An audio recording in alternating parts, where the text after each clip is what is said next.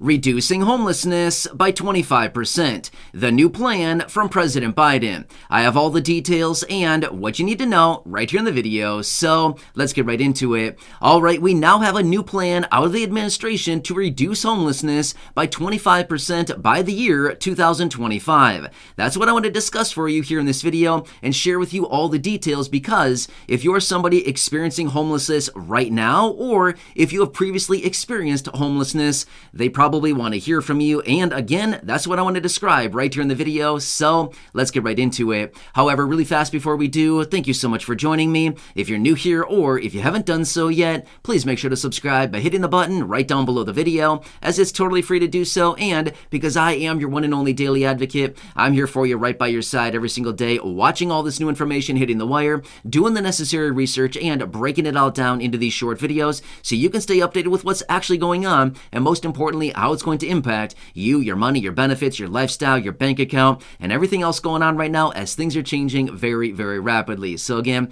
thanks so much for joining me. Please subscribe down below if you haven't done so yet, so you don't miss any videos going forward. And also remember, I'm here for you in any way that I can be. That's my dedication, that's my commitment, and as always, that is my promise to you and everybody right here in the community. All right, thanks again. Let's get into it and talk about the new plan out of the administration to reduce homelessness by 25% within the next couple years here, and what it means for you if you're somebody currently experiencing homelessness, or if you previously did experience homelessness, because these are the people they want to talk to. So let me tell you these details, as this is very important. Now, let me quickly give you some statistics behind all of this. According to these reports, they're now suggesting that on any given night in the United States, now again, it could be any night, okay? It could be January 1st, it could be July 1st, it could be December 1st, literally any given night, according to this report, there's about 500,000 people in the United States who are homeless. Now, here's the thing.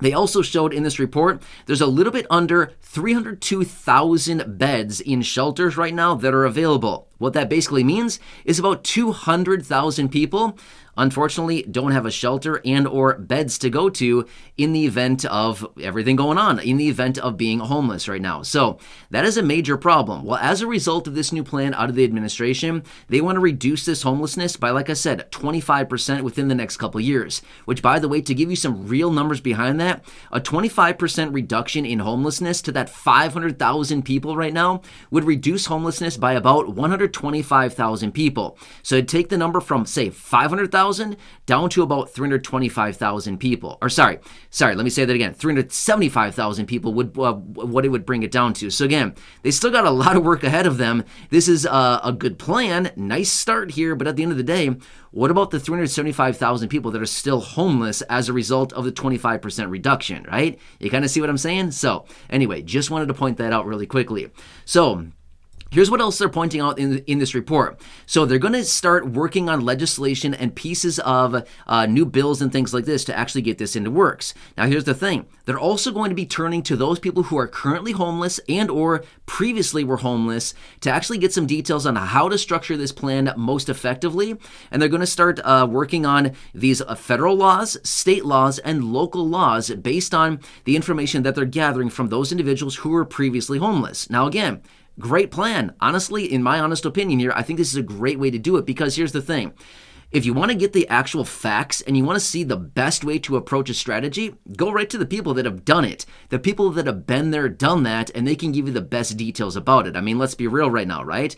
If you want to know how to make the best pancakes in the world, do you go to your neighbor who's never made pancakes ever, or do you go down the street where you find a famous pancake chef who makes pancakes 1,000 a day? You probably want to go to the best in the world, right? So same situation applies here, where basically they're saying, we want to go to the people that actually have lived there, the people that have done this, been there, done that, and we want to get the information from them to see what can we best do to make sure that those individuals who are homeless currently can make sure that, we're doing the best for them to kind of structure this for their situation. So that's what they're going to be doing. So again, stay tuned on this. And again, I'm going to keep you tuned on this as well as I get more details on this. But like I said, these reports are suggesting they are looking for these individuals to start talking to make sure that these federal laws, state laws, and local laws are structured around the best way to help the low income and those people experiencing homelessness right now. So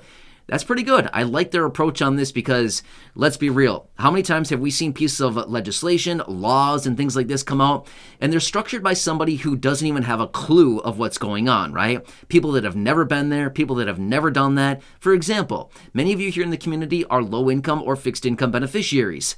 All the lawmakers trying to make all these bills and pieces of legislation focused on the low income and fixed income, and we're like, are you kidding me? You've never been there, done that. They don't have a clue about what they're talking about, right? So as a result of that, it's nice that they're actually looking for some perspective from those individuals who have actually lived it, to get the best details about this. Now, a couple of the statistics that I want to share with you about this that are shared in these reports as well. They're now suggesting that right now across the entire United States, a one-bedroom apartment or studio is running at about $1,200, give or take a couple dollars. Now, here's the thing. They're also pointing out that somebody working full-time out there right now, making minimum wage, is barely making over what actual rent would cost on a monthly basis, taking into consideration other deductions out of income like taxes, right? So what they're essentially saying is somebody out there right now working full-time, making minimum wage, literally is making enough to cover the average rent in the United States, which is a little bit more than $1,200 a month after taxes are reduced, right, or deducted. So basically, you could be working to pay the rent. Well, what about everything else? What about heating, especially like this time of year? What about other bills you have, electricity, gas bills, food? You don't want to, I'm guessing probably some people want to eat these days, right? That's another thing. What about maybe gas in a car or clothing or literally the other 500 bills that we all get on a monthly basis, right? A lot of different expenses a lot of us are paying for every single month, and these are just the necessities. This is not even the things like discretionary spending, like entertainment or things that we want to buy just because, it's nice to have these things, right? These are just the essentials. So again, there's a major problem here, and that's exactly what they're doing with this whole plan. So they still got a major problem ahead of them. Even if they reduce this by 25% over the next couple of years here, yeah, great. But at the end of the day, we still got about 375,000 people at that time that would still be considered homeless and would still have a major problem. Even at that time, if no more homeless shelters open up and beds being available, with the current rate and things that are right now, let's just say that as of right now, there's still about the 302,000 shelters/beds available. Well, even let's just say in 2 years that all of these numbers remain constant, okay? So 302,000 beds/shelters available, and that means that in 2 years, if homelessness really is reduced by 25%, making 375,000 people, still homeless at that time, that would still make about 73,000 people that don't have a place to go. Shelters, beds, things like this, what about them? Again, you kind of see what I'm saying here? So, I don't know. It's a nice effort, a nice start here, but at the end of the day, great plan, but what can we do to maybe reduce homelessness by, even greater margins than that, right? So, anyways, want to point this out here. A new plan just introduced by the administration to reduce this homelessness by a pretty nice margin here over the next couple of years, but again, still a major problem ahead of them. So, I know it's a big, big problem. We've talked about it a few times before where they've wanted to do other things like expanding, Section 8 vouchers and things like this and rental assistance, all kinds of stuff like that. Remember about a year ago at this same time, they were working through that huge piece of legislation, the roughly $2 trillion Build Back Better agenda. Do you remember that one? Well, within that, they had about, I think it started out like $350 billion or something like that of Section 8 and, vouchers, whatever, things like that, rental assistance, all kinds of things like that were in there. And that whole thing basically gone, dropped. That's it. So remember that whole thing? I talked about it about a year ago, a little over a year ago. As we were getting details on that, they were coming out of the Build Back Better agenda, and that whole thing disappeared. So, yeah, anyway.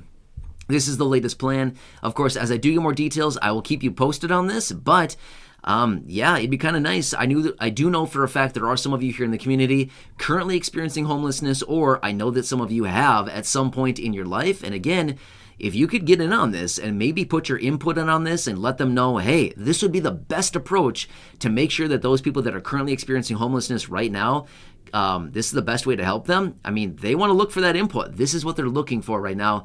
And again, great approach in my honest opinion, because like I said before, the best example is go to the people that have done it. Go to the experts. Go to the people that have lived there and that have done this. They know, right? So why not get the information from the people who know, the people who have the knowledge, the people who have the expertise in this, right? So anyway, of course, as I do get more details on this, of course, I'll bring it to your attention right away.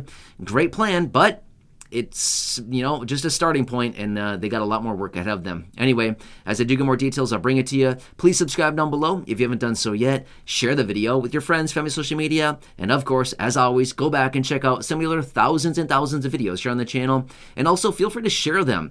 I've seen some of you reaching out saying, I share the videos with my friends, family, social media, or whatever. I shared it with my neighbor. I shared it with my brother. I shared it with my mom. I've seen a few of those comments, right? My mom loves your videos. So cool. Thank you. I appreciate that. I want to do whatever I can to help everybody here in the community. I know it's a tough time right now. Like I always say, we've got to stick together through this, right? We need to stick together through this because it's us against them. Dun, dun, dun, right? Anyway, no, seriously. We got to be nice about this whole thing. But at the end of the day, we got to stick together through this, because if we all break up, I mean, it's not going to be good for anybody, right? The more we have here, the more people in this community, the more people backing up stuff like this, the better we are, and the more kind of momentum and speed and kind of influence that we do have going forward. So anyway, I'm here for you. Anyway, enjoy your day, and I'll catch you again later in the next video.